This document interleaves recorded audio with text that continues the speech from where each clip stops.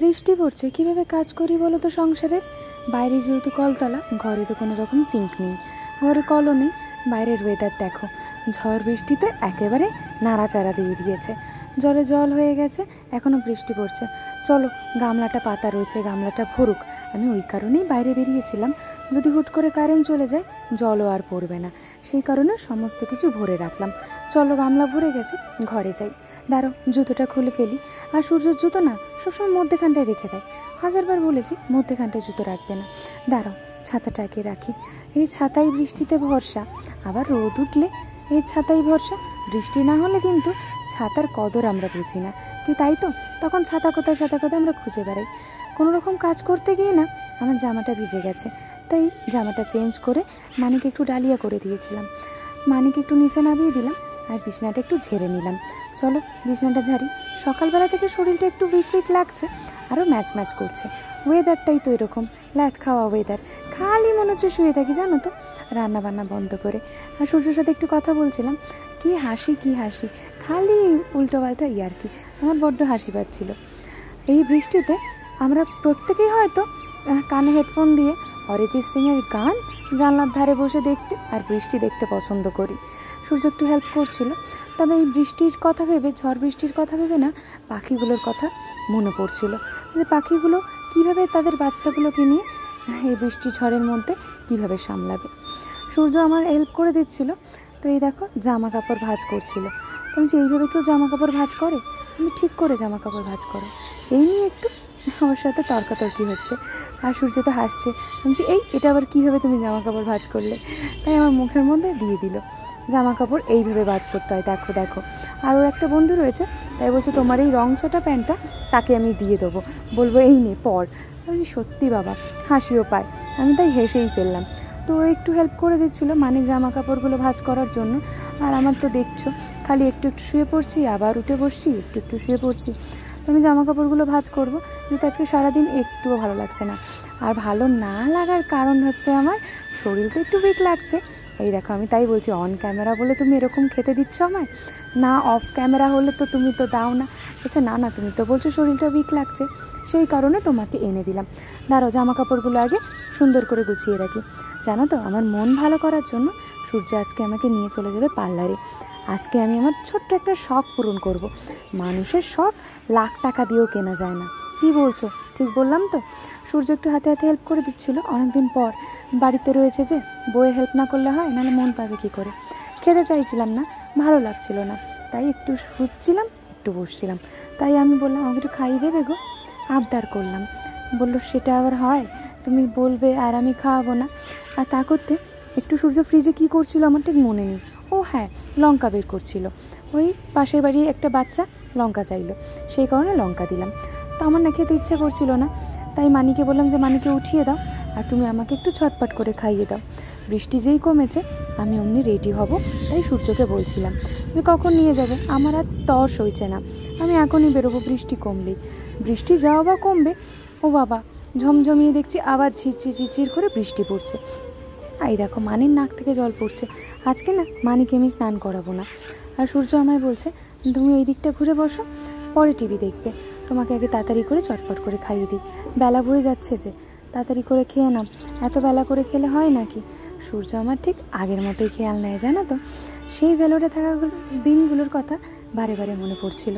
ঠিক এইভাবে কেমন হওয়ার পর আমি শুয়ে থাকতাম, আর ও মা মেয়েকে দুজনকে এইভাবে ঠিক কেয়ার করতো। এই দেখো, বাইরে টপ করে বৃষ্টি পড়ছে, গায়ে লাগার মতো, তবে এতটাও বেশি হচ্ছে না, কিন্তু মানিকে নিয়ে যাব তো, ওই কারণে। তাই বললাম মানি তুই আগে চ, একটু মানির পড়াগুলো করে নে, মিসের লেখাগুলো করে নে, তারপরে না হয় তুই আমার সাথে যাবি। মানি তো পড়তেই চাইছিল না, যাও বা পড়লো। ওই হোমওয়ার্কগুলো দিয়েছিল সেগুলো মানিকে না করাচ্ছিলাম।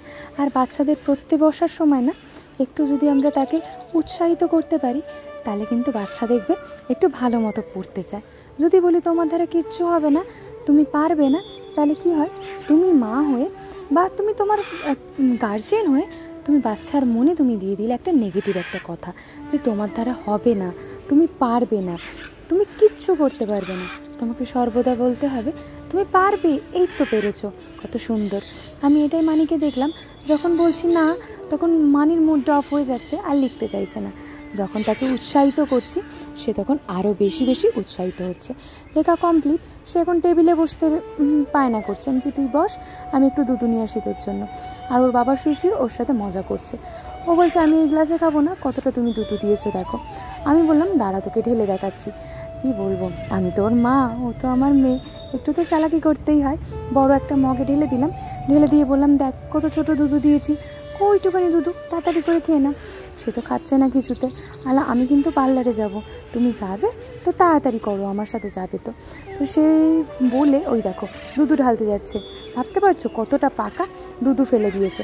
এখন এটা আবার জামা দিয়ে মুছবে, আমাকে তাই ডাকছে মা কিছু একটা দাও, কিছু একটা দাও। এতটা পাকা না, কি বলবো তোমাদের, দেখছো সারাদিন খালি এইরকম পাকামো করে।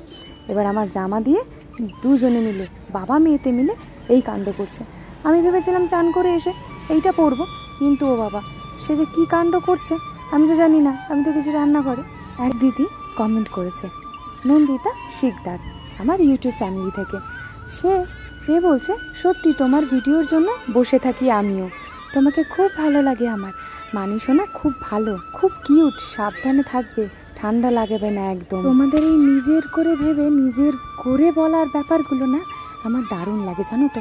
চলো রেডি হই, এবার বেরোবো। সূর্য তো রেডি সেডি হয়ে একদম বেরিয়ে পড়েছে। রোদ যেই ঝাঁকানাকা দিয়েছে, সেই সূর্য সানগ্লাস পরবে কি পরবে না সেই নিয়ে প্রবলেমে পড়ে গেছে। আর আমার লুকটা দেখে না, আমি এই কুর্তিটা পরেছি আর নর্মাল সেরকম কিচ্ছু করিনি। চলো এবার বেরোনো যাক। সূর্য গাড়িটা বের করছে আর তা করতে বাবা চলে এসেছিলো। তো চলো মানির হাত ধরে আমরা বেরোই এবার। আর আমার ফেসবুক পেজ থেকে, আমার ফেসবুক ফ্যামিলি থেকে এক দিদি কমেন্ট করেছে, আমার খুব ভালো লেগেছে জানো তো, মনটা ভরে গেছে তোমাদের এই একটা কমেন্টে। তারাও কী কমেন্ট করেছে জানো তো, বলবো তো নিশ্চয়ই। তার আগে চলো এখন যাচ্ছি কোথায় বলো তো, পার্লারে। তোমাদের বললাম না তখন, চলো পার্লারে গিয়ে আজকে আমার শখ পূরণ করলাম। এই যে নেল এক্সটেনশন করাচ্ছি অবশেষে। হ্যাঁ আমি আজকে খুব খুশি। চলো জামা কাপড় কিছু মেলে দিয়ে এসেছিলাম আর মানি সোনাকে দেখো, পার্লারের না বেশি কিছু ক্লিপ আমি নিতে পারিনি, আর কিছু জামা কাপড় আমি মেলে দিয়ে গেছিলাম। এখন বাজে ঘড়িতে 4:30। সে জামা কাপড়গুলো তুলছি, চলো জামা কাপড়গুলো তুলে নিই। আর দিদি কি কমেন্ট করেছিল সেটাও তোমাদেরকে বলে দিই। রিয়াংশু সোনালী চৌধুরী, দিদি তোমার মধ্যে কিছু আছে, তোমাকে দেখলে খুব ভালো লাগে। আর মানি সোনাকে তো কিছু বলার নেই, আমার ছেলের সাথে বিয়ে দিয়ে দেবো বড় হলে।